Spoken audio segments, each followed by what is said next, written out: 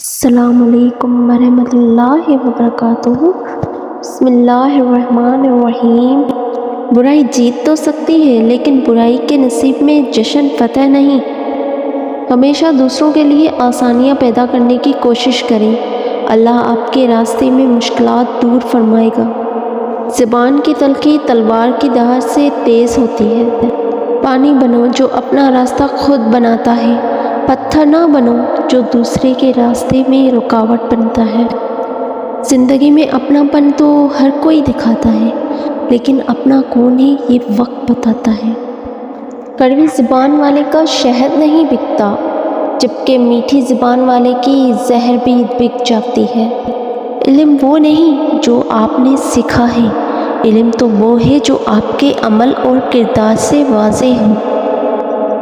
ایسی خوشی سے بچو جو دوسروں کو دکھ دینے سے حاصل ہوتی ہو۔